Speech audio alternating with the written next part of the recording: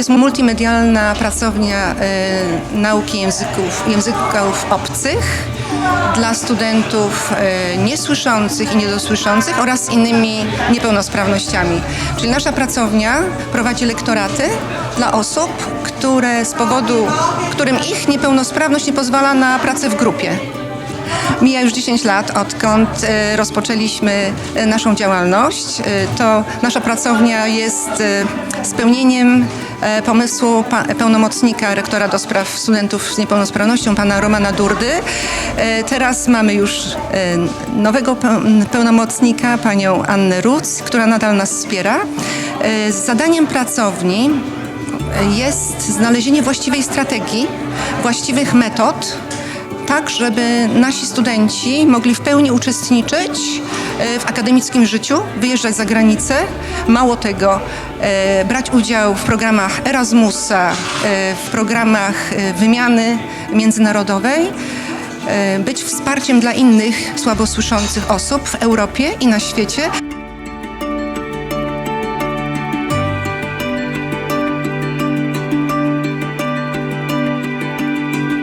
Ja uczę osoby z niedosłuchem i niedowidzące. W związku z tym wiadomo, że pewne metody muszą być wdrożone też i techniczne i na takie możemy sobie tutaj pozwolić, ponieważ pracownia jest bardzo dobrze wyposażona. Czyli to jest pętla indukcyjna, to jest przyjazny stół, gdzie możemy się widzieć, także studenci z niedosłuchem mogą patrzeć również na nasze usta. Jest to bardzo często praca w małej grupie, bądź nawet 1 na 1, także to jest szalenie istotne, jeżeli ktoś rzeczywiście chciałby popracować na przykład nad wymową, bądź też nie dosłyszy, ma uszkodzenie słuchu w znacznym stopniu. Osoby niedowidzące z kolei mają powiększacze i to, że mogą z jakimś nauczycielem popracować w małej grupie, pozwala im też na jakby pozbycie się pewnych zahamowań, oczywiście pewnych, prawda? I rozwinięcie tego potencjału, który w nich tkwi. Nie zawsze mieli na to okazję w szkołach, ponieważ nie zawsze program jest tak istotny, on jakby jest gdzieś w tle, ale najważniejsze są te spotkania z drugim człowiekiem. I to jest to, na co możemy sobie tutaj pozwolić. I muszę powiedzieć, że obie strony czerpią z tego pełnymi garściami. Ludzie się tutaj rozwijają, ci młodzi rozkwitają.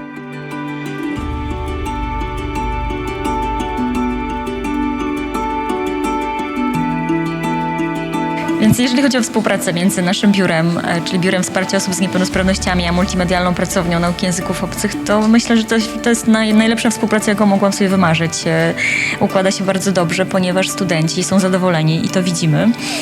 Coraz liczniej uczęszczają na te zajęcia, coraz więcej studentów się do nas zgłasza, że chce mieć takie lektoraty w tej właśnie pracowni. I co ciekawe, nie są to tylko studenci z trudnościami słuchu, ale też z wzroku, z niepełnosprawnością wzroku. No i nie ukrywam, że myślimy powolutku o poszerzaniu też na inne języki. Myślimy o języku niemieckim i łacinie, ale nie chcę uprzedzać faktów, ponieważ jesteśmy na dobrej drodze, aczkolwiek to jest dopiero droga do rozwoju. Natomiast sama pracownia, jak widać, rozwija się rewelacyjnie.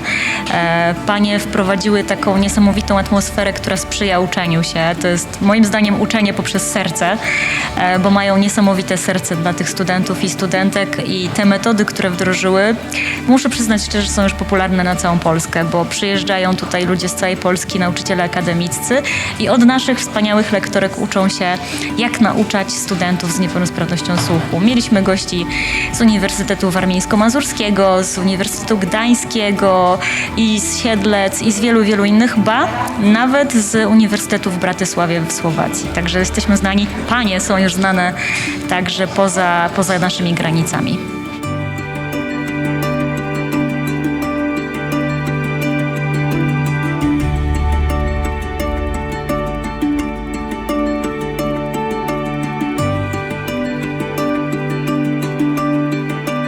Tutaj mamy coś takiego, to jest po angielsku, ja może pokażę do kamery. Koleżanka kiedyś właśnie się tym z nami podzieliła i to stosujemy też z koleżankami w praktyce. Pierwsze, żeby personalizować sposób nauczania. Drugie, różnorodność. Ta się sprawdza z każdym studentem. Uproszczenia. One są niejednokrotnie konieczne ze względu na to, żeby przeciążenie też materiałem i tym lingwistyczne też nie było za duże. No i oczywiście, żeby aktywizować tego młodego człowieka, żeby on był w miarę autonomiczny, prawda? Bo pewna hierarchiczność musi być, ale autonomia, poszanowanie wzajemne są jak najbardziej warunkiem koniecznym. No i to jest ostatnie, nie tylko uczyć, ale edukować. To jest po prostu troszeczkę na zasadzie, może powiem nieskromnie, bo na zasadzie mistrz i uczeń. I tutaj, jak mówię, wzajemnie od siebie czerpiemy, bo młodość ma pewne rzeczy do przekazania, ale wiek dojrzały też.